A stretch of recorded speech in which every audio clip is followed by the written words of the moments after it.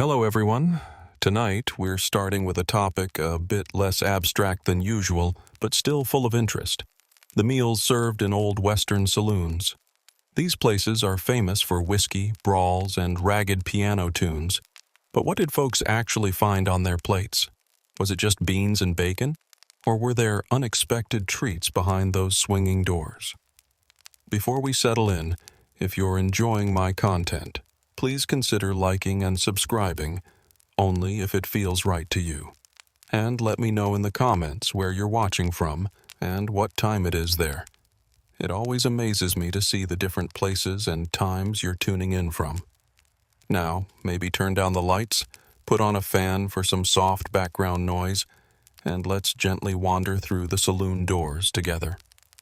Walking into a saloon in the Wild West, the first thing you'd notice wasn't music or shouts from the card table. It was the smell. Forget about the idea of sizzling steak or freshly baked bread.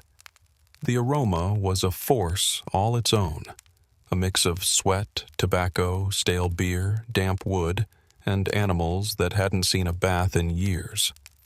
If you were lucky, you'd catch a faint whiff of food being cooked in some back corner. Some places tried to cover it up with sawdust thrown on the floor or heavy clouds of pipe smoke. Others didn't bother. "People don't come here for the air," the bartender might say, shooing away flies with a rag that had seen better days. Still, somewhere in the building, food was being made. Sometimes it was nothing more than a pot hanging over some embers, beans bubbling away. Maybe it was a gruff woman in a soot-blackened apron, stirring an unknown stew with a spoon that could double as a weapon. But meals were coming together, and if you could smell past the whiskey and sweat, you knew you were close to dinner, as long as you could grab a seat. Unlike today's restaurants, saloons didn't have waiters or menus with neat writing. Most had a handful of old tables, wobbly chairs, and a single counter for eating, drinking, and arguing, or sometimes all three. If you were known, the cook might call out, "Beans or stew?" and you'd answer without even glancing up. If you were new in town, people might size you up, wondering if you'd pay, or if you might fall over before your meal was served. Eating at a saloon wasn't about finding the best flavor. It was about getting by. You didn't choose what you wanted. You ate what they offered. You might sit beside strangers who'd rob you, or save your skin, the next day. And if what you ate made you sick, that's what the whiskey was for. When it comes to Western saloon food, beans are the undisputed staple. Not because they tasted great, but because they were cheap, lasted forever, and could survive anything. A drought, a shootout, or a stampede. Black beans, navy beans, pintos. It didn't matter. If it was dry, vaguely edible, and could be cooked over a fire, it landed in the pot. These beans quietly kept the kitchens going, served at every meal, usually to folks who hadn't seen anything green in months. Preparation was never fancy. Dump the beans in, let them simmer for hours, and serve them up with a bit of salt pork, maybe a hard biscuit, and usually a tired look from the cook. Now and then, someone tried to dress things up with a little lard, some onions, maybe a pinch of chili powder. But mostly, not much changed. Out west, taste was a luxury, and seasoning was whatever drifted in on the wind. Beans were simple, filling, and did the job. Qualities cowboys valued even more than money. They fueled long rides, long nights at the card table, and kept your mouth busy while you waited for something, or someone, to go flying through a window. The only real drawback came later. One cowboy with beans was fine, but 10 of them could turn a room into a danger zone. Some say fights started not with words, but with a well-timed, silent offense near the stove. But beans got you through lean times. When the meat was gone, chickens ran off, and the cook's patience wore thin. Beans stayed put. Some people preferred them. You could eat them cold, heat them up again and again, or even trade them when all else failed. It said a man once bought a horse with a sack of beans and a handshake. So were they perfect? Never. But beans were the foundation of countless meals, the trustworthy pulse of each weary day. You might not love them, but you respected them, and that was enough. If beans were the core, then salt pork was the stubborn backbone. Tough, fatty, and cured so hard it could outlast nearly anything: a storm, a bar fight, months of travel. It wasn't quite the same as bacon, though many like to imagine otherwise, but rather thick slices, salted and often smoked, hauled around in big barrels of brine. The salt kept it from spoiling, and maybe also kept some folks from enjoying it. When cooked well, salt pork was edible. Fried in a skillet until crunchy, it brought flavor and grease, maybe even a brief distraction from the rest of your meal. Cooked badly, which was often the case, it was like chewing on salty leather. But the appeal was clear. It traveled easily, was hard to ruin, and added a sharp, salty kick to even the plainest dish. Every bit was used, from the fat for frying potatoes or biscuits, to the rinds that went into stew or got tossed to the dogs, or to a stranger who didn't know better. At times the meat looked a little strange, with green spots or a suspicious smell, but instead of asking if it was fresh, the standard was usually, "Did it finish off the last guy?" If not, it went in the pan. Salt pork could be diced into beans, stacked on biscuits, fried alone, or chewed like jerky when nothing else was available. Practical, portable, and filling. Not healthy by any stretch, but in that world, a hot meal meant you'd made it another day. Of all saloon foods, stew stood out as the biggest equalizer. Hot, filling, and always a little mysterious, nearly every saloon had a pot of it simmering somewhere, no matter the state of the kitchen. Why? Because stew let a cook use up whatever scraps were left, without needing to explain what they were. All you really needed was a pot, a fire, some water, and anything that could be chopped up and boiled. Beans, potatoes, meat if there was any, rabbit, maybe squirrel, and once in a while rattlesnake, as long as it wasn't still moving. One traveler even claimed he found a piece of bootstring in his bowl, and wasn't upset, saying it added some chew. The quality of the meat, when there was any, depended on chance. Sometimes it was prime beef. Sometimes it was something you learned not to ask about. Vegetables, when available, were cooked until they barely resembled their old selves. Carrots dissolved, onions vanished, potatoes struggled on but finally gave up. All this boiled into a bubbling, brown mixture that often smelled better than it looked, and tasted better than you'd think if there was enough salt around. Spices were rare. Most of the flavor came from whatever was on the cook's knife. Being offered black pepper meant you'd wandered into a special place, and if they had chili powder, you were in for a wild ride. Despite the guesswork, stew was comforting. It was hot, it could be stretched by adding more water, and it satisfied the hunger of a dozen people, or lasted several days, thickening into something with memories. You didn't eat stew for the taste. You ate it because it was there, and because there wasn't much else, unless you liked chewing tobacco and regrets. And you never, ever asked what it contained. Sometimes not knowing was the best ingredient. Not many people could pay for steak, but almost every saloon had some kind of bread to dip into stew.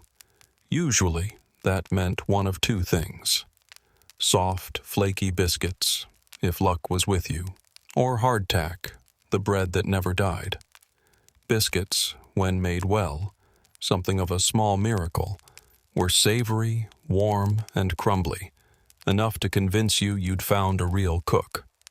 Local legends were born from biscuit secrets. Some claimed it was the lard, others the buttermilk, and a few said it was just luck and low expectations. Best served with stew or beans, they were baked over campfires in cast iron, and eaten with a slab of butter or a spoonful of molasses if the place was a little fancy. Then there was hardtack, flour and water baked until it lasted forever.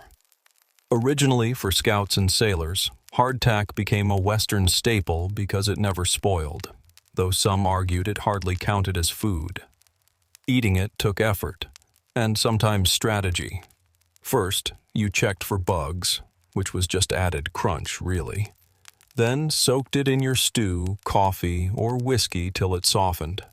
Soaking could take minutes, or ages, but even then, chewing it could challenge your resolve, and probably your teeth.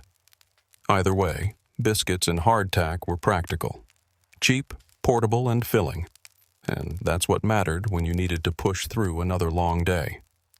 So if you entered a dusty saloon and saw fresh biscuits, count your blessings. If you received a hard disk of hardtack, at least it came with a bit of humor, and maybe a toothache. If you think your morning brew is strong, imagine cowboy coffee. This was less of a drink and more of a dare.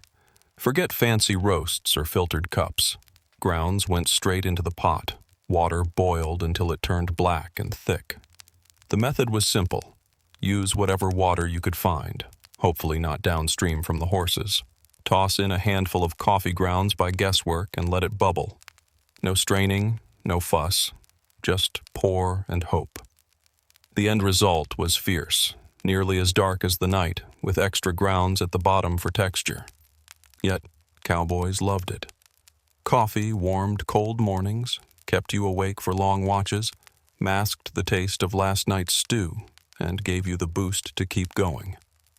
Not every place served it, and if they did, it was served hot and old, strong enough to strip the paint. One fellow likened it to taking a kick from a mule. If the cook was fancy, maybe they'd add sugar or canned milk. Most just drank it down and moved on. Some kitchens reused coffee grounds to stretch their supply, resulting in a cup that tasted more like disappointment, but it still counted. Out here, coffee wasn't about pleasure. It was about feeling alive, and maybe staying that way. Meat in the Wild West was more than food. It meant status, luck, and sometimes bravery. If you could afford it, you might try ordering a steak, though what you got depended on your luck, the hour, and the mood of the cook.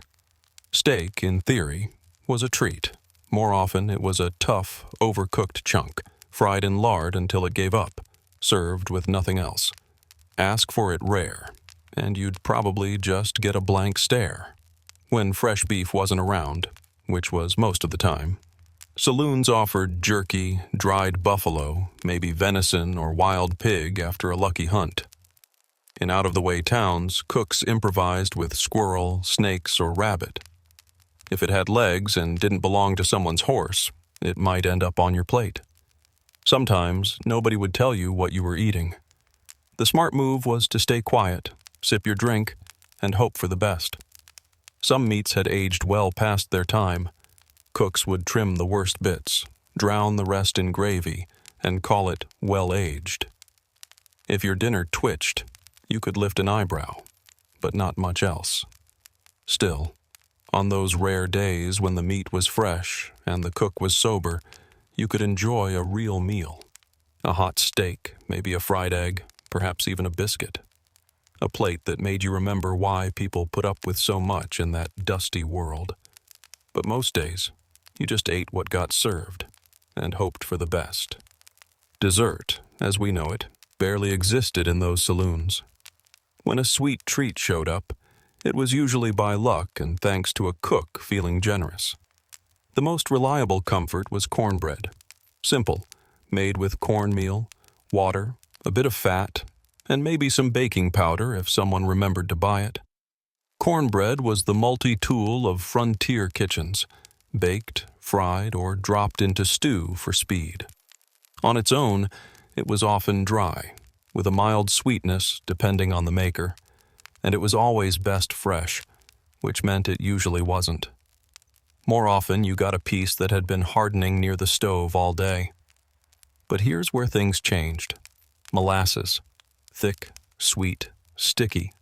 It could turn even the driest cornbread into something special. It was frontier frosting, a little comfort before returning to the tough parts of life. Molasses kept well and covered up many baking errors. If a saloon served it warm, You were in for a treat. Some cooks poured molasses over fried cornbread with a pinch of salt. To a weary traveler, it was almost like cake. After a week of jerky and hardtack, a bit of cornbread with molasses was a reward. Not fancy, but enough to make you smile for a moment. Dessert didn't sparkle. It just told you that not everything in the West was out to get you. Arriving at a saloon before noon, in one piece, you might have lucked into breakfast with eggs and chicken. That was either good fortune or a test. Eggs out west were precious. Maybe not gold, but close. Chickens were hard to keep, quick to wander, and often the target of hungry thieves and foxes. A saloon offering eggs either had their own birds, a friend nearby, or had pulled off a successful trade with the next town. Which eggs you got was a mystery. Likely chicken, possibly duck, maybe something else. You learned not to ask. Some were scrambled to cover strange colors, others fried until you could bounce them. If it jiggled on the plate, maybe just order a drink. Chicken made an appearance now and then, but rarely. Fried chicken sometimes meant a skinny, worn-out bird cooked in lard until only the bones held it together. It was never easy to eat, but it was meat, it was warm, and it wasn't just beans. So people ate it gratefully. Sometimes you got a tiny drumstick or a piece roasted on open fire, maybe a feather in your gravy. But you didn't complain. Breakfast old eggs and chicken meant a saloon had more than just cans or barrels. If the eggs were fresh and the chicken not overcooked, you told everyone about it for weeks. If it made you sick, well, that was the West keeping you humble. Even so, eggs represented hope. They meant another sunrise, another chance. If you ever saw a pie sitting on a bar, steam rising, crust golden, aroma of apples in the smoky air, you knew that saloon took pride in its food. Pie in the West wasn't a fancy dessert, but a statement. Someone in the kitchen cared. Don't get too excited, though. Western pies were rough, uneven, and usually made from dried or canned fruit. Warm, fancy toppings? Not likely, unless you brought a cow for the cream yourself. Apple, peach, sometimes berry, and berry was an open-ended term that could include raisins or any dried fruit that looked the part. Maybe there was cinnamon if the cook liked sweet things. Sometimes there was only crust, sugar, and the promise of good luck. Pie was a rare treat. Many hadn't seen one since leaving home, and saloons used this to attract customers. A soft, flaky slice could bring in people from miles away, and there are tales, some true, some tall, of card games ending in brawls over the last piece of pie. In a world where spilled whiskey could lead to stabbings, dessert was nearly sacred. Of course, not every pie was good. Many were mostly crust, some were experiments. Still, if the cook had a steady hand and the oven was hot, for a moment you tasted hope, right there on your plate. Cheese in the Old West was unpredictable, a little like a gamble, full of risk and surprise. It was there if you searched hard, but eating it was not for the faint of heart. You wouldn't find neat wheels wrapped up for sale.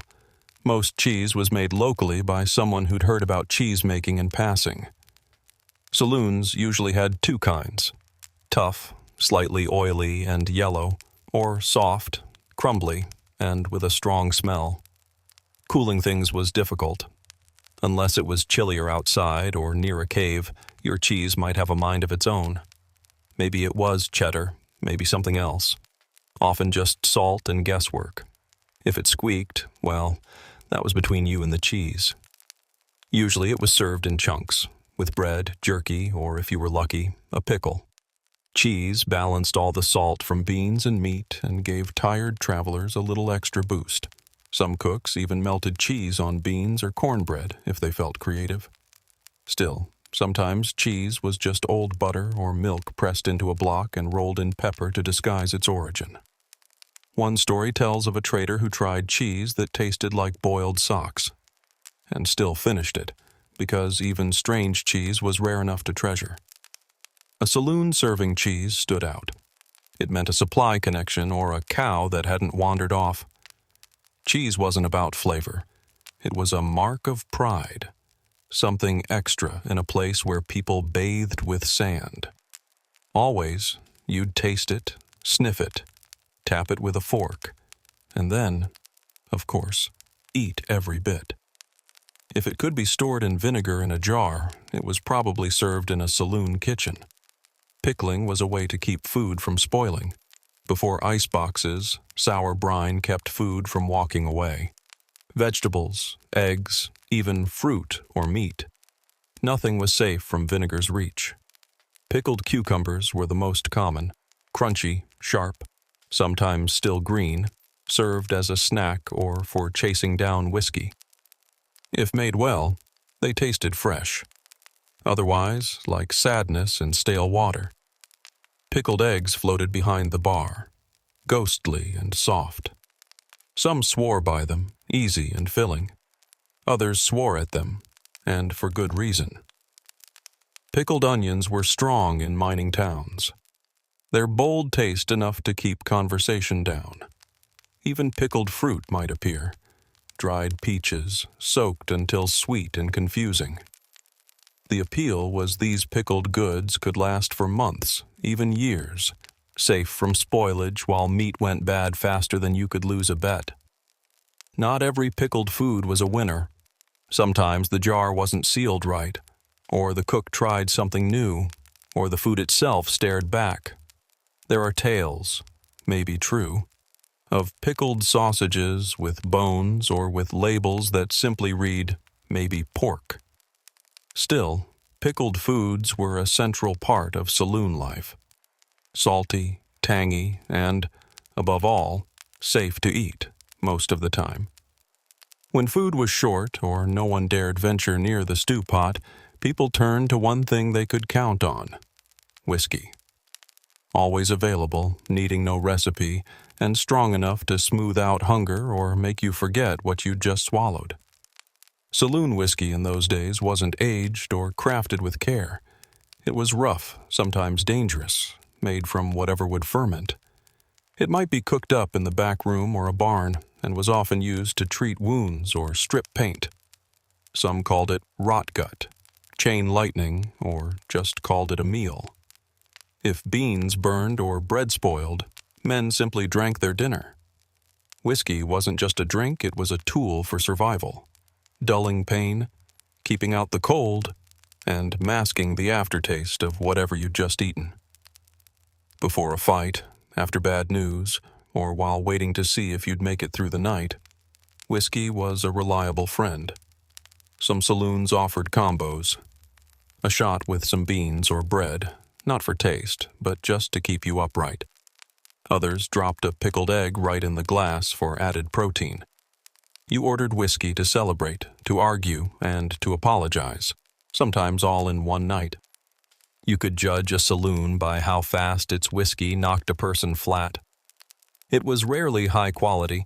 Sometimes additives ranged from tobacco juice to pepper. If it burned, you knew it was authentic. If it didn't, check your lamp oil. Still, no one complained. Whiskey was honest. The only menu item that was exactly what it claimed to be. And on nights when dinner came in a glass, you drank it, raised it high, and called it a meal. Behind every meal was one mysterious, tough-as-nails figure, the cook. Their authority rivaled the bartender, the local sheriff, anyone in town. This person was often unshaven, always worn, and by turns a lifesaver, or the reason for long nights over a bucket. Rarely cheerful, their meals lingered with you, either in gratitude or as a rough reminder. Cooks in saloons weren't trained chefs. They were often people who'd moved on from mines or jails or failed dreams, and who could handle fire and strange ingredients.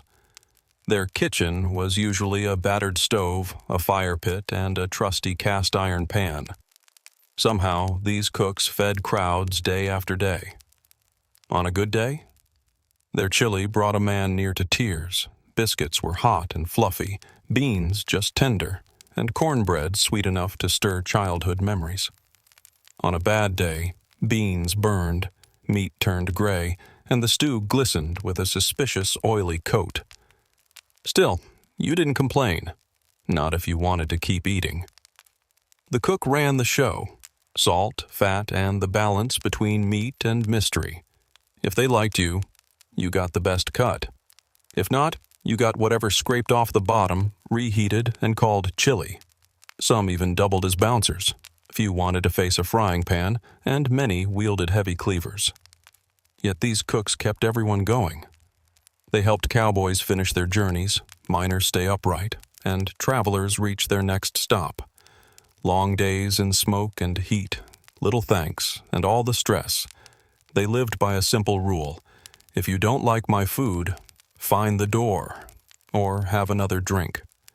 So whether you considered them a hero or a villain, you always gave the cook your respect, because your comfort and your chances rested in their hands. Now that we've wandered through the old swinging doors, breathed in the stew, and eyed that cloudy pickled egg, the real question: would you eat what they served in a Wild West saloon? To be honest, most of us today might struggle. The meals were plain, the meat was a question, and the stew was always an unknown. You'd need good teeth, a tough stomach, and an appetite born of long miles in dust and heat. But for those who called the frontier home, the cowboys, miners, gamblers, and drifters, food wasn't about great flavor or pretty presentation. Eating was about survival, warmth, nourishment, something to fill the belly before heading back to the card tables or bunkhouse. You never questioned the meat or sulked if your biscuit crumbled. You ate what you got, then chased it with something that killed the germs, or at least made you care less. And on rare nights, when the beans were soft, the coffee almost drinkable, and a splash of molasses sweetened your bread, it felt like luck had found you. Would you have eaten it back then? Of course. You'd have finished every last bite, wiped the bowl with your crust, and gone back for seconds if you could, coins in your pocket still smelling of sweat and dynamite. You'd laugh and swap stories with strangers, raise a glass, and maybe finish with a rare slice of pie and a new tale worth retelling. Saloon food was never about style. It was simple, filling, and real, and in the wild world of the West, that was all anyone truly needed. Long before tattoos became decorations in modern studios, their story began much earlier, created not just for fashion, but for meaning, for mystery, and for the needs of life and spirit. Let's go far back, to a time before great cities, before gods had names, when humans lived connected to Earth and to each other. That's where we meet the Iceman, discovered in 1991, frozen in a glacier between today's Austria and Italy. This ancient, preserved man was over 5,000 years old, older than the pyramids or even Stonehenge. Remarkably, on his skin, scientists found something surprisingly familiar: tattoos. 61 in all.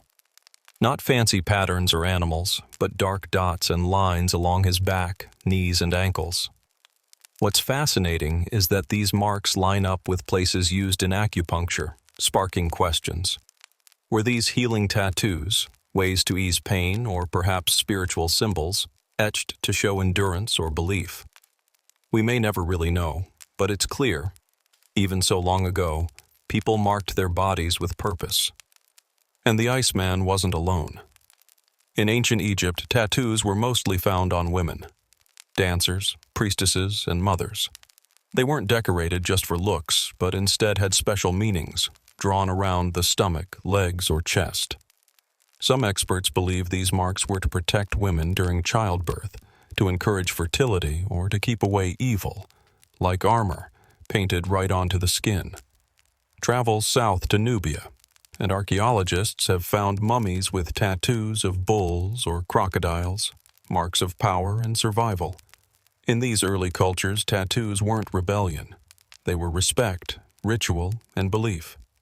Their meaning came not just from the ink, but from the pain, the memory, and the faith that endured with it.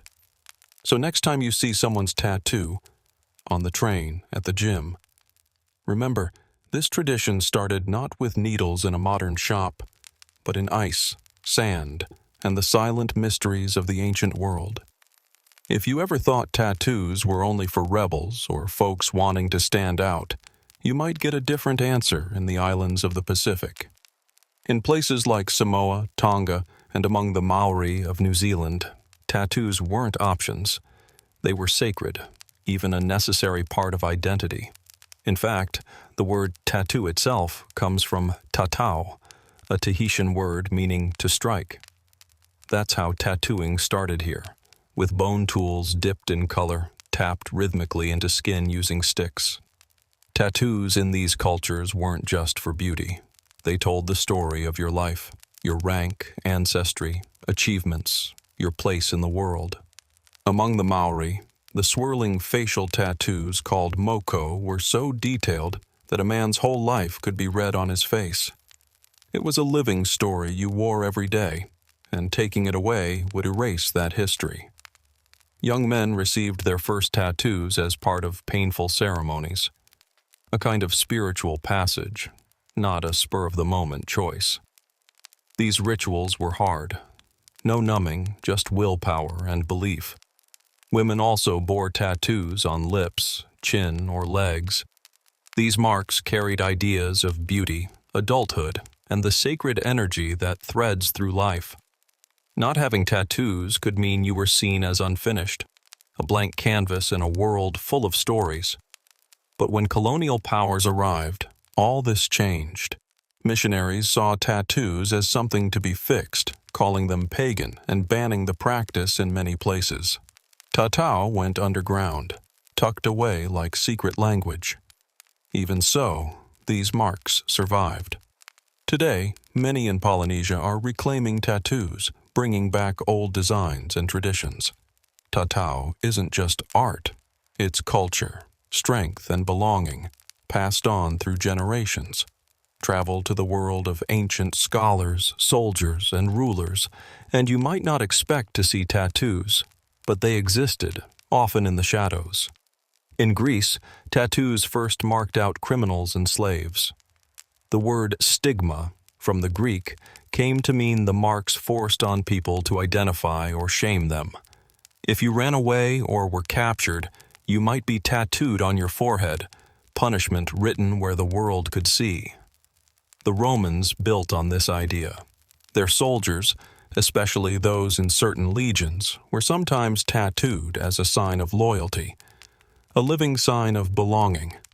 Gladiators, war captives, and slaves were also marked, not for identity, but for ownership and control. There's a twist.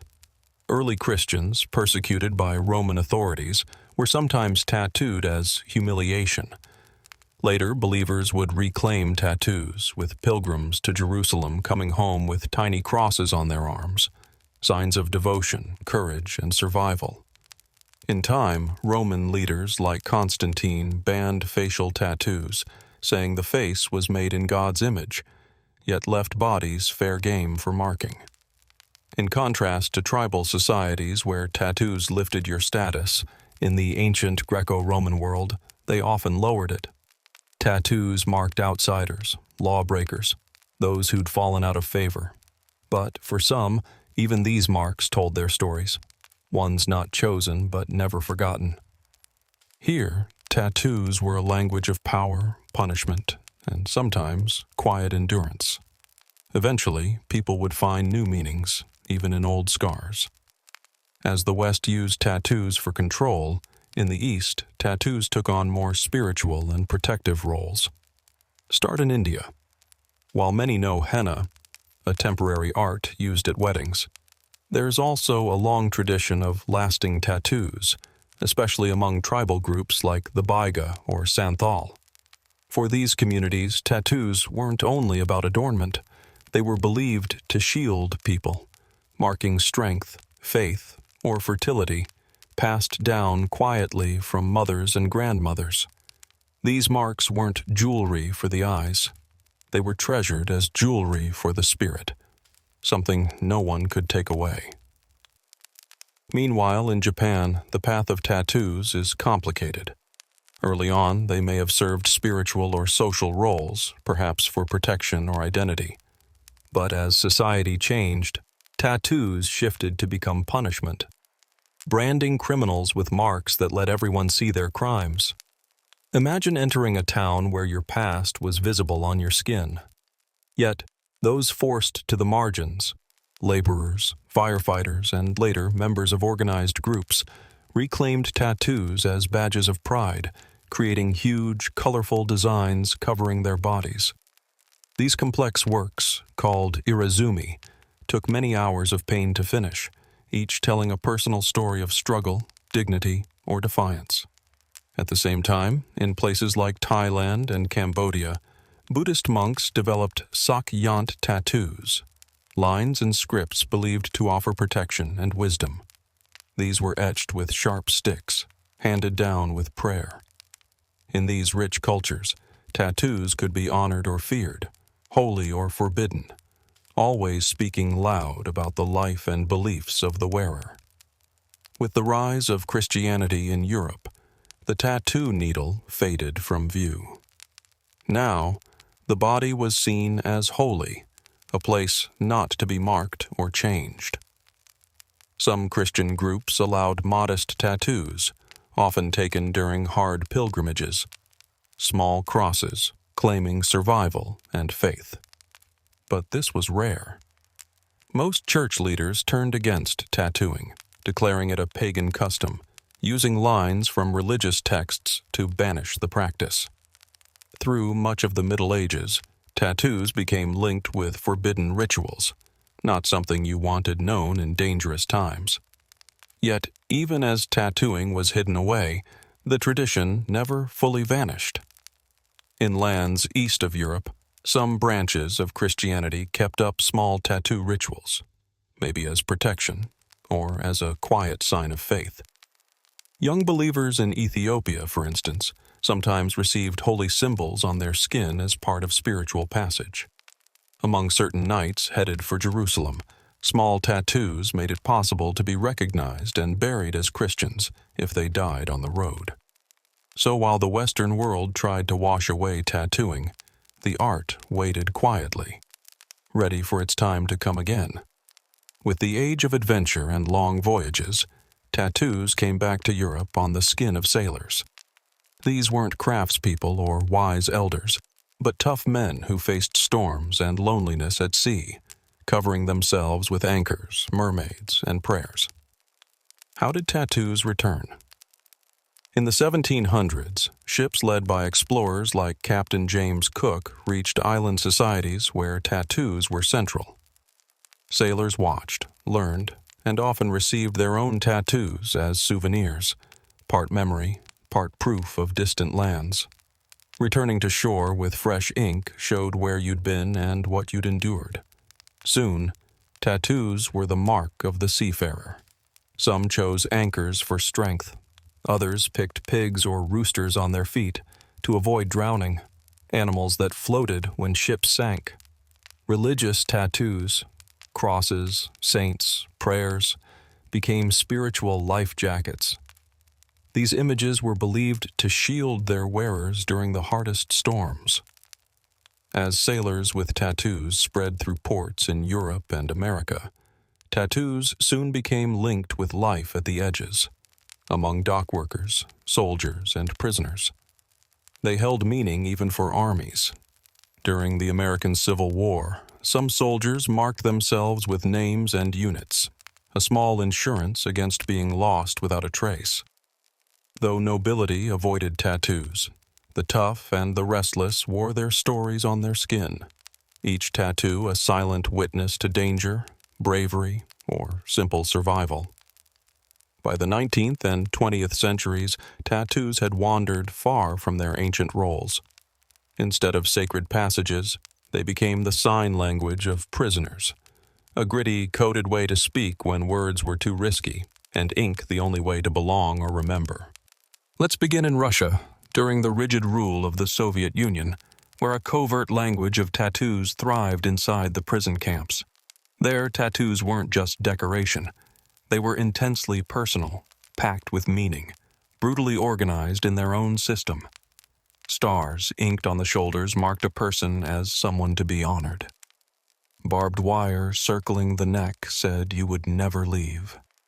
Cathedrals with domes drawn on the chest, each dome an entire sentence already served. These tattoos told your life story, the wrong you'd done, the power you held, the boundaries you might push. But the code was unforgiving. Wear a design you hadn't truly earned, and it could be scratched from your body by force with a blade. Across the sea, in Japan, tattoos found new life through the Yakuza.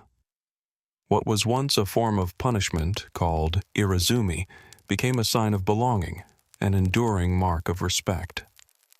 Full-body designs, dragons, carps, samurai, wrapped from shoulders to ankles, normally hidden under ordinary clothes. Choosing to be tattooed was not just about standing out. It meant enduring pain, paying a heavy price, receiving an everlasting badge of loyalty. In Western countries, prison tattoos carried meanings of their own. American inmates with a teardrop below their eye might be signaling a murder, or perhaps mourning someone lost. Spiderwebs on elbows showed many hard years behind bars. Dots, numbers, letter codes. Whole secret selves etched in plain sight for those who understood them, invisible to the guards. These markings were often made with whatever tools could be snuck inside. Needles, pen tips, ink melted from plastic. There was little glamour here, just aching skin and signs that said, "I am part of this world," or, just as often, "Keep out." Outside those walls, these markings came with a heavy label. They could set you apart, mark you as feared or lost.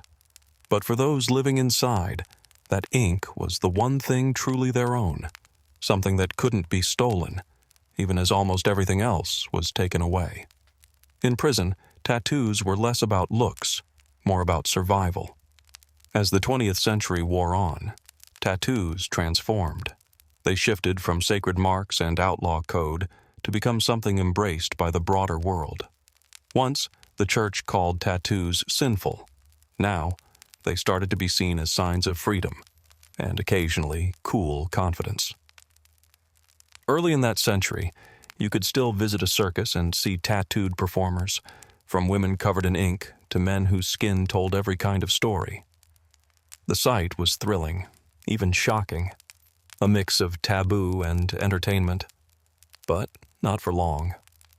Things began to change after World War II, when veterans came home with tattoos, anchors, eagles, hearts, names of loved ones.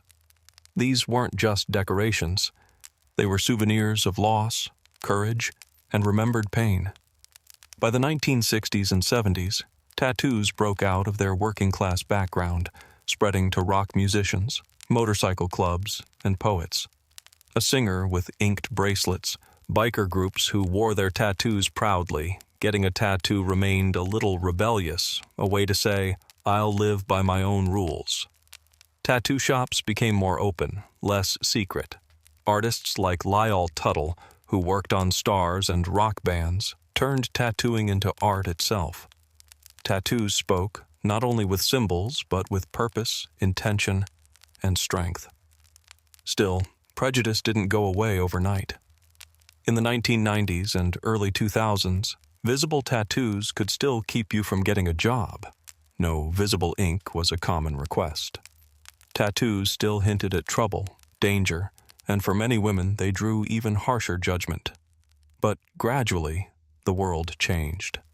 Television shows made tattoos familiar. Celebrities displayed full sleeves. Conventions filled up with crowds. Tattoos crossed from hidden subcultures into everyday life, into fashion and acceptance. Yet, tattoos never fully forgot where they came from. In a world where so much is digital and fleeting, tattoos remain defiantly real, growing and transforming alongside new technology. Now, tattoos are planned with apps, designed by machines, even co-created with artificial intelligence. Some artists let computers develop remarkably detailed images. Some even use machines capable of printing ink as steadily as a surgeon's tool. Smart tattoos are being tested, tiny sensors that track your health, control devices, or even glow with embedded lights. What seemed fanciful before is now real. At the same time, tattooing is more popular than ever, across every background and profession. Doctors, teachers, and executives all may quietly wear these marks beneath their everyday clothes. The internet helps spread the art even further. A design made in Seoul may inspire someone in Seattle, and people book their sessions with a quick message on their phone. If anything, the meaning of tattoos has grown. People choose designs that carry deep feelings, lines of a loved one's voice, map coordinates where two people met, pets' portraits, constellations inked for a child's birthday, ancient symbols and heartfelt sayings, each mark a way to remember, to heal, or to find one's place in the world. Cultural tattooing is seeing a revival too. Indigenous communities, long denied their traditions, now reclaim them with pride, wearing their old designs as honor and memory. Naturally, arguments continue. Are tattoos meaningful or just a fad? Are they sacred or only skin deep? Is your story still yours when machines or algorithms play a part? But perhaps that mystery has always been at the heart of tattoos, halfway between pain and beauty, between what lasts and what changes. They tie us to old ways, while letting us declare who we are. As long as people reach for connection, memory, and belonging, tattoos will remain. The ink will always say things we cannot put into words, quietly speaking beneath the skin. Traveling back, long before empires marched and fields ran with blood, before kings seized power over nations, there lived a girl named Tomiris, a child of the open wind. Her homeland did not have marble palaces or grand ideas. It was harsh, wide, and endlessly free. She belonged to the Massagette, a tribe of horse-riding archers whose lives depended on courage, quickness, and the will to survive. While no written records describe Tomiris's youth, it is easy to imagine her childhood, learning to ride a horse before she could walk, learning to shoot arrows before she could speak whole sentences. Among her people, girls weren't hidden away. They trained beside the boys, rode into battle, and became leaders through strength and skill. To carry responsibility, you first had to shed blood. And Tomiris, even as a young woman, did just that for her tribe. They worshipped the sun and sky, kept flocks, and laid to rest their dead with weapons for battles in the afterlife. They did not build shining cities, but they held tight to their pride. When trouble came near, they answered not with prayers, but with arrows. Tomiris rose after the death of her husband, who may have ruled before her. What is certain is this: when her time came, she did not simply receive power. She took it for herself. At a time when most women were treated as property, she assembled an army, spoke boldly to kings, and demanded they treat her as their equal. If they refused, she gave them reason to listen. She was more than just a queen. She was a war leader, armored and determined, ready to face one of the greatest empires ever known.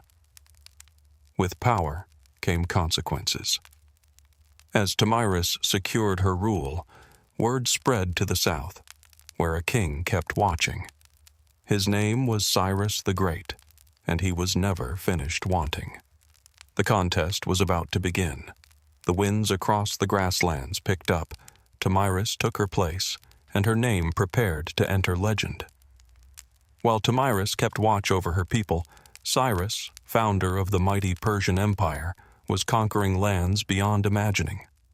He had already claimed Lydia and Babylon. Now his banners stretched over valleys, deserts, and distant cities. But Cyrus was always wanting more. He saw the Massagette as a risk worth the reward. Though they did not have gold or crowded cities, they held command of roads, resources, and borders he could not ignore. Most of all, they held on to their freedom, a stubborn pride Cyrus believed he could bend or else break. Cyrus preferred wit to war at the start. He was known for clever plans, negotiation, and outsmarting opponents, so he offered an alliance through marriage, hoping to take what he wanted without a fight. Ancient writers, especially Herodotus, tell us that Cyrus sent envoys asking Tomyris to marry him, promising partnership on the surface. But Tomyris saw beyond words. To her, the offer was an attempt to take her people as quietly as possible. She refused. The answer was clear. Cyrus turned from words to weapons. He led his troops across the river that separated his empire from her land, preparing to claim by force what he could not take through diplomacy. But Tomyris was ready. She understood the plains, her riders, and the moods of battle. She knew Cyrus wanted more than just land. He wanted to crush any woman bold enough to say no. Cyrus believed he understood war.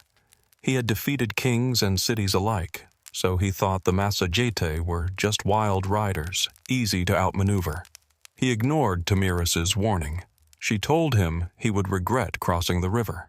He built armies, sent them across on makeshift bridges, determined to win. Tomyris, instead of meeting him right away, pulled back her fighters, drawing him deep into land he didn't know. Cyrus came upon a deserted camp, left plentifully stocked with food and prized wine, something the Massagetae rarely drank. It was bait, and Cyrus bit.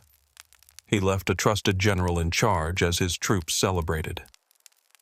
That night, Tomyris's forces returned, catching the Persians asleep and drunk, striking with speed and accuracy. Among those killed was her own son, Spargapises, a Massagetae leader in his own right. Some say he was captured and took his own life. Others say he died fighting.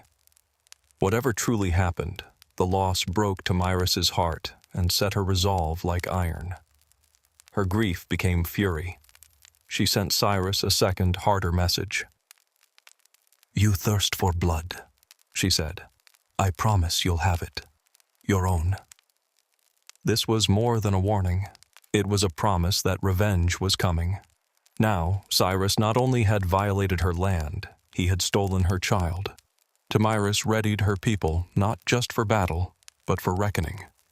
This would go beyond a simple conflict. It would be a lesson. Dawn broke over the fields, glinting hard and sharp. Tomyris took her place at the front, no longer only a ruler, but a storm. Her warriors, hardened by the winds and their battles, painted their faces, filled with the anger of loss. Cyrus, for all his experience, underestimated how organized and determined these people were. He expected disarray, easy foes who would run or scatter. But Tomyris had long prepared for this moment. She brought her fighters together for a decisive attack, using cavalry that seemed to sweep across the earth itself. Arrows rained down. Spears and axes followed. This was a people who had lost everything worth losing. The Persian army tried to hold, but its lines broke apart. They faced a skillful, united enemy, led by a woman with nothing left to lose. Tomyris was there in the thick of the battle, her presence driving her people onward. Her every move spoke of vengeance for her lost son. The Persian ranks fell, many died fighting, others vanished into the unending plains, pursued in turn. And Cyrus, known around the world for his victories in Babylon, Lydia, and beyond, met his end. Many different stories describe that final day. Some say Cyrus died in a rush of swords. Others claim he was taken and executed. The truth is buried, but what matters is that Tomyris ended him, on her terms. What happened next became legend. According to Herodotus, Tomyris found Cyrus's body, ordered that his head be cut off, and placed it in a skin of wine mixed with blood. "Drink," she is said to have declared. as much as you wanted. Perhaps it's truth, maybe myth.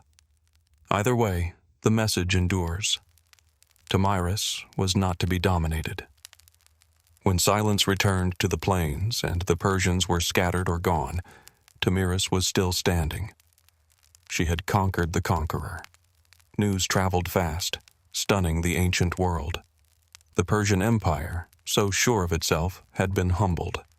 Though the Persians tried to downplay the defeat, the loss of their prince and founder could not be wiped away.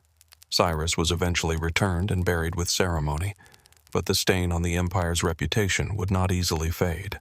For Tomyris and her people, the victory was deeper than vengeance. It was proof of dignity, of independence that could not be bought or given away. She stood against the world's greatest ruler and didn't just outlast him, she beat him. And then, she vanished. No one knows how her story ended.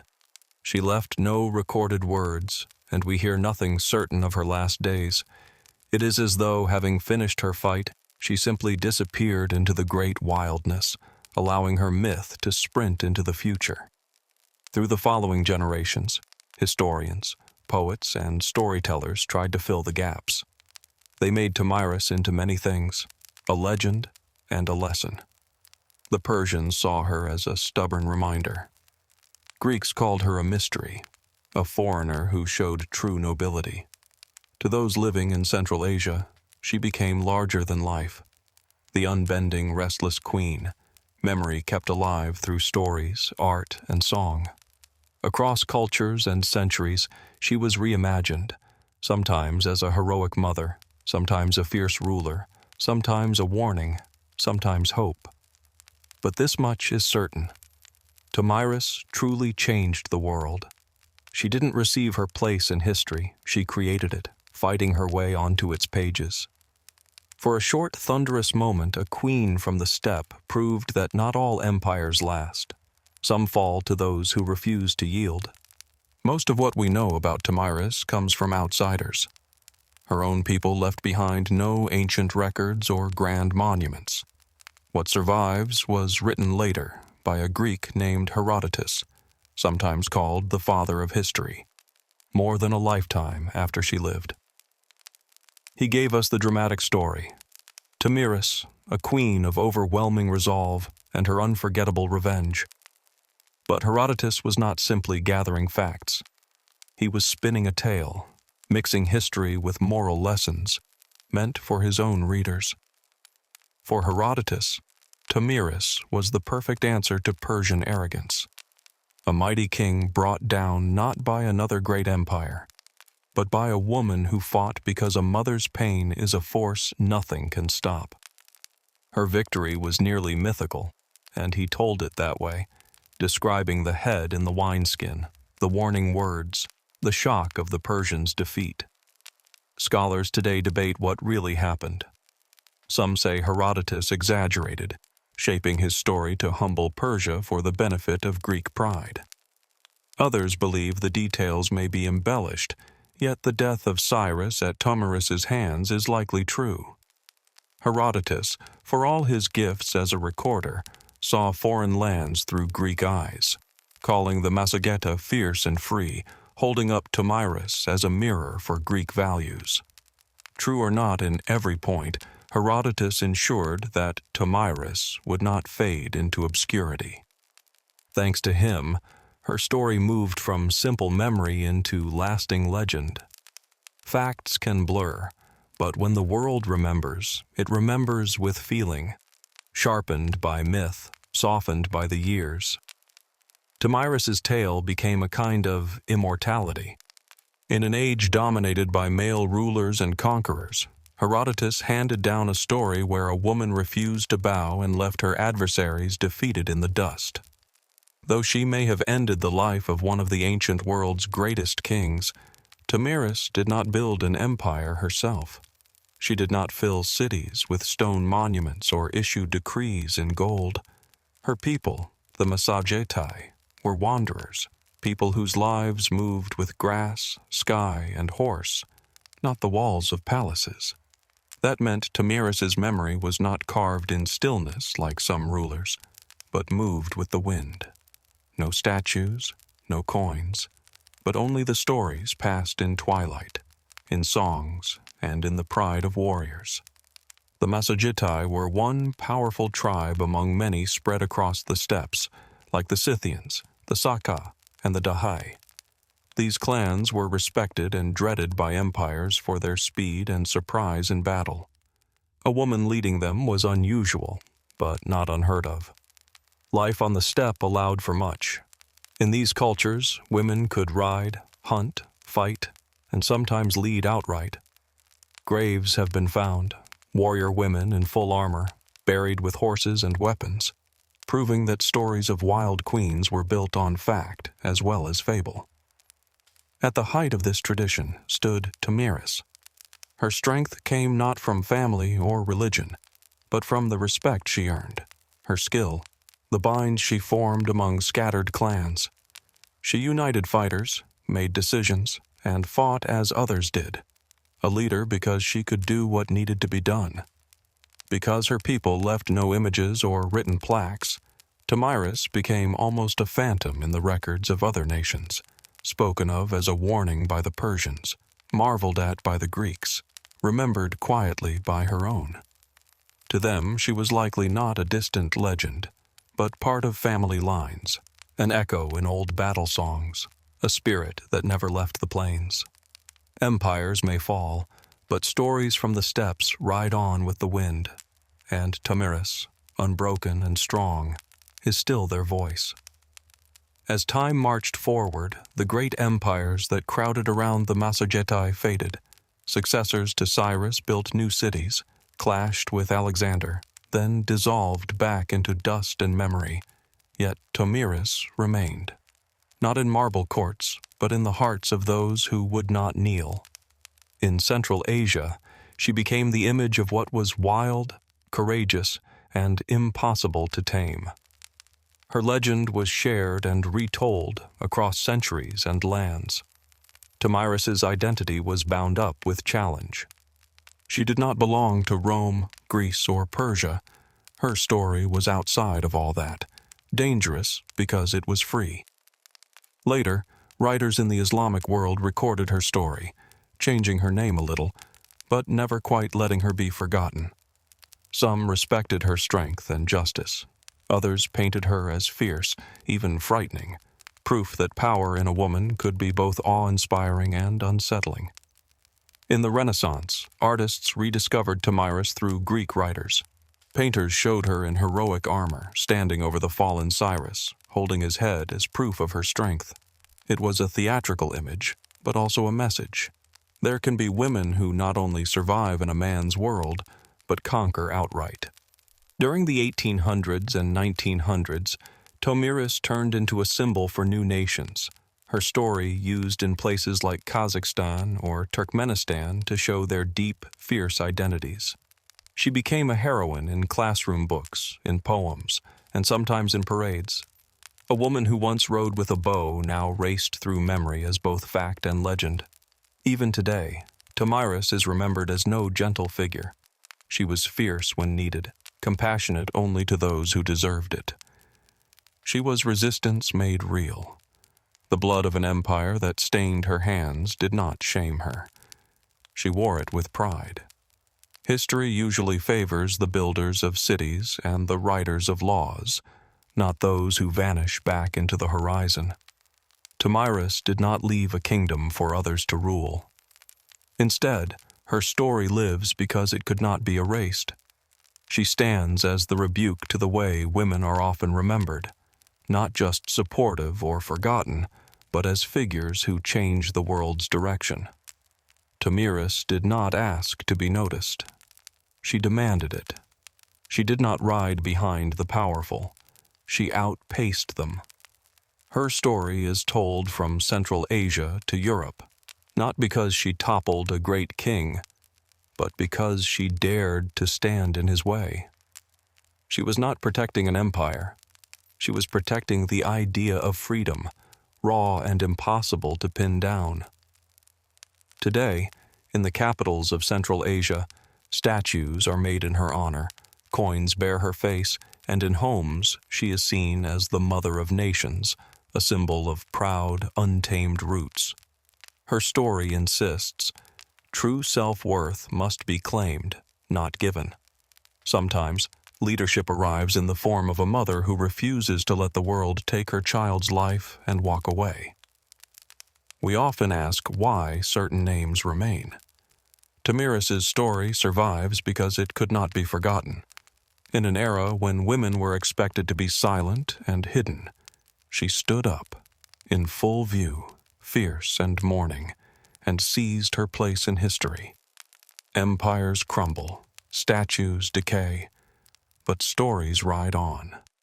Somewhere in the endless wind across the grass, the Queen is still there. Undaunted, undefeated, unforgettable. Long before codes and cameras protected what was dear, people faced a simple question. How do I keep my belongings safe from those who might take or destroy them? As families began settling, collecting things they needed or cherished, theft and envy followed. This instinct to keep certain things secure is very old, almost as old as human memory itself. When people first stored food, tools, or precious objects, they soon wanted a way to keep others out, even when they couldn't keep watch themselves. The answer: invent a device that could hold things safe. The earliest known lock comes from ancient Egypt, about 4,000 years ago. What's surprising isn't just that these locks existed, it's how similar their design is to the ones we use now. The Egyptian wooden pin lock was an early masterpiece. It used a wooden bar punctured with holes and small wooden pegs. A large, notched key would lift these pegs at the right spots, freeing the bolt to move and open the door. Remove the key, and the pegs slid back into their slots, barring the door once more. These locks sealed storerooms, tombs, even temples, usually from the inside, to block tampering. By today's standards, these locks seem basic, yet their logic is profound. They created not just a barrier, but a clever challenge for anyone who did not belong. They tell us something timeless about their makers.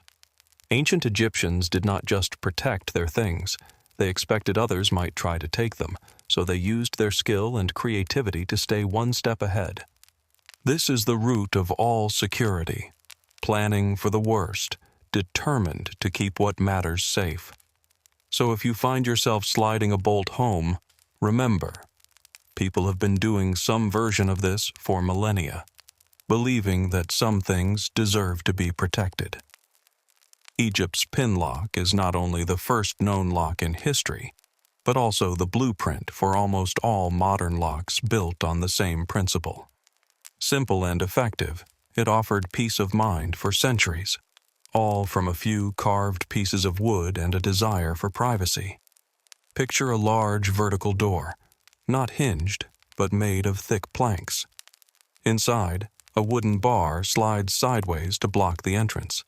Built into this bar are several holes, filled by little pegs that drop through slots in the door frame, holding the bar in place. It cannot move. Now, the key. A wooden stick, shaped a bit like a toothbrush, with notches matching the positions of the pegs. Slide the key in. As it fits, the top pins are gently raised, and, at just the right moment, the bolt clears and the door opens. When the key leaves, the pegs drop back, locking the bar once again. What made these locks remarkable was how well they balanced invention and reliability. They could be made by skilled hands from common wood, yet were surprisingly tough to open without the matching key. Each lock varied just enough by the carver's hand to make each key unique, one key for one lock. Such locks were not reserved for the rich. Similar designs crop up in ruins from Nineveh to later Persian and Assyrian sites, showing the idea spread across many cultures. Egypt may have invented the system, but the lock's cleverness showed universal appeal. Beyond their everyday role, these locks held deeper meaning. Sealing a tomb or sacred space was not just about stopping thieves. but about declaring that only the worthy might enter. Security meant more than function. It marked out boundaries of reverence and respect. While Egypt gave us the first working lock, the people of ancient Mesopotamia explored a different direction in security, a system based less on mechanics, more on personal identity. In Sumer, Akkad, Babylon, and Assyria, instead of relying on locks and keys, they developed cylinder seals, small stone rollers carved with unique imagery or text. These were rolled over soft clay, sealing containers, doors, or documents. The result was like a mix of signature, wax seal, and barcode, a unique pattern pressed into the clay. If someone tampered or opened the container, the broken seal told on them instantly. This kind of security hinged on accountability. The seal didn't keep you out, but told everyone if you had entered. Priests, merchants, and officials all had their own seal, inherited or made new, sometimes kept with them even in the grave as signs of status. Mesopotamians also tied up stores and temples with elaborate knots or clay seals. Removing them left a visible trail. The message was always the same. Fear of being found out deterred theft more than any barrier could. The tradition echoes still today, in our signatures, login names, notarized documents. In Mesopotamia, protection involved making access public and personal, not just hiding things away. As ancient Greece blossomed, its citizens managed increasing wealth and trade, but they lagged behind Egypt and Mesopotamia in the field of lock-making. Instead, they leaned heavily on reputation, built trust into social systems, and made do with basic barriers.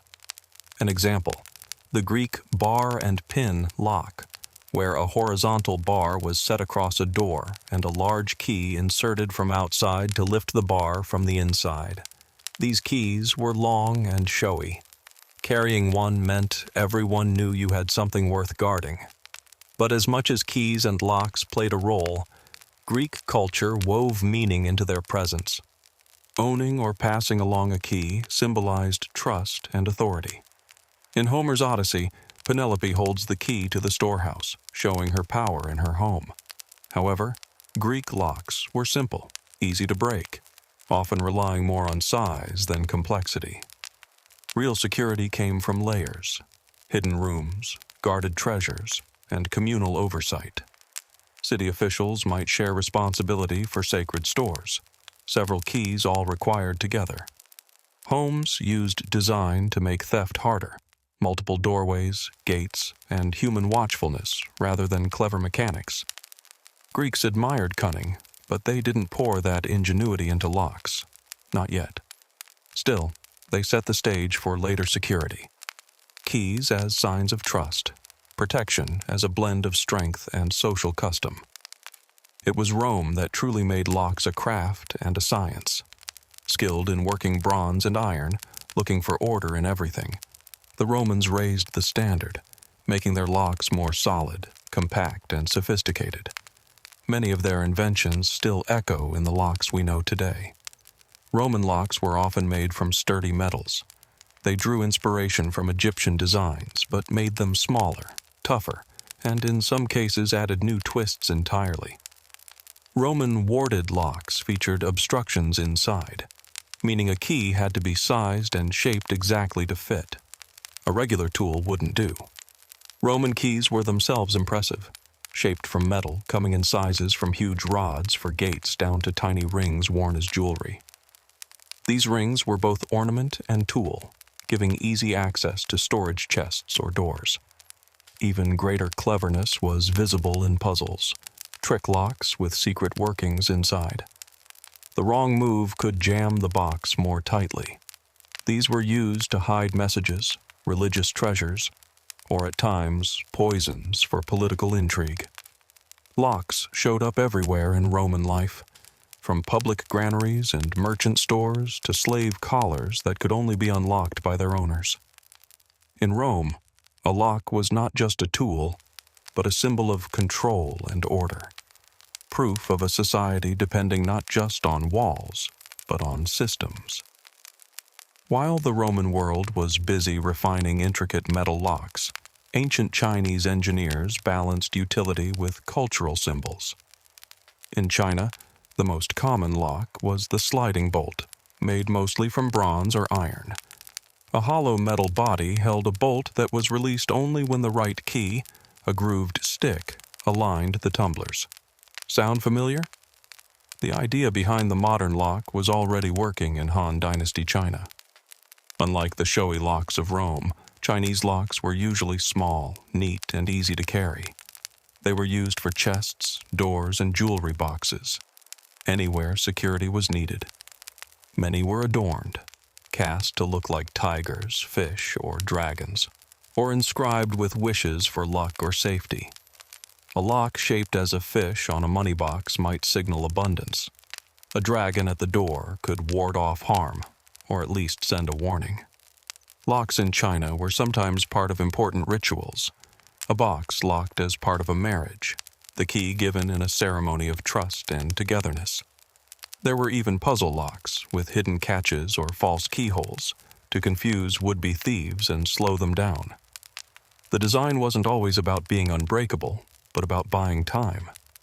In the end, Chinese locks stood at the point where practical needs met cultural meaning, a quiet inheritance that still lingers.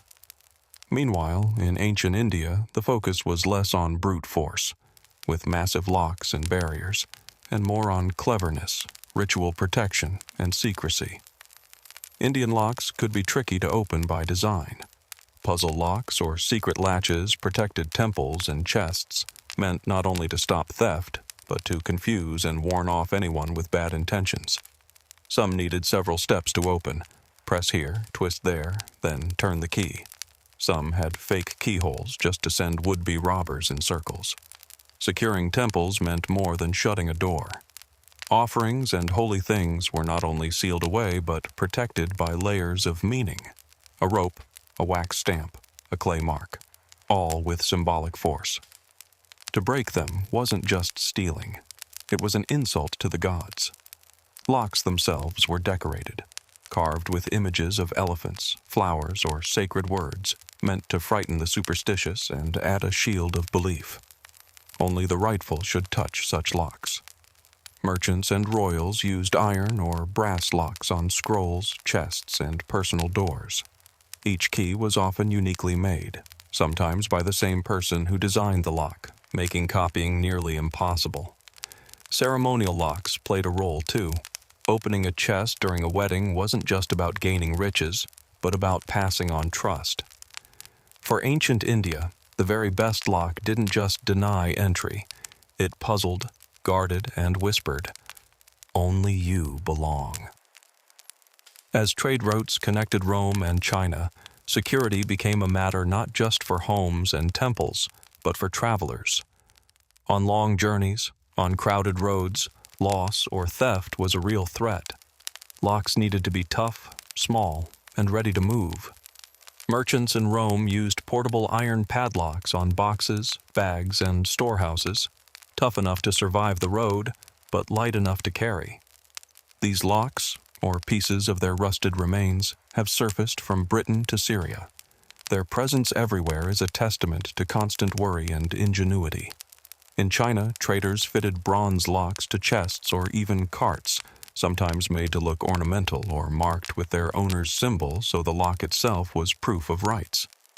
Breaking such a lock would be a crime, but also a loss of honor. Nomads across Central Asia made their own solutions: leather straps, metal rings, and clasps to secure everything from tent flaps to weapon bags. They cared less for complexity and more for speed, knowing right away if something had been tampered with. On the battlefield, locks secured weapons, supply wagons, and command tents. Sometimes, opening a chest needed 2 keys from 2 officers, a very early version of what we now call two-factor security. The lesson was always the same. The more people traveled, the cleverer their locks needed to be. New worlds required new ways to guard what mattered. Today, When you turn a key or enter a code, it feels simple. But that action is thousands of years in the making, drawing on trial and error, skill, and a wish to keep what's ours safe. Every click, turn, and tap is a piece of human history, one created in dusty workshops, silent temples, and along roads that joined the ancient world. The legacy isn't just mechanical, it's deeply human. We have always wanted to draw a line. This is mine. Please stay away. Whether it was a sliding bolt in Egypt, a ring key in Rome, or a puzzle box in ancient China, the message was the same. Over time, these simple boundaries became larger symbols. A lock on a temple door guarded more than gold. It guarded trust. A seal on a letter protected more than words. It marked power. Even today, locked boxes, diaries, wedding chests, and digital vaults echo this truth. Devices grow more complex, but the meaning remains the same. Locks are not and never have been perfect. Every lock could be broken or picked. The power of a lock lies as much in the boundary it draws as in the threat it resists. They say, "This is mine. You do not cross." That boundary is the soul of security. From Egyptian tombs through Roman cities to modern homes, locks have served not only to keep things safe, but to mark out what matters most. Identity, trust, secrecy, sometimes even life itself. So, next time you turn a key or seal a safe, know you are taking part in a story as old as civilization. A story of people who cherished what was theirs and trusted a simple tool to stand watch while they could not.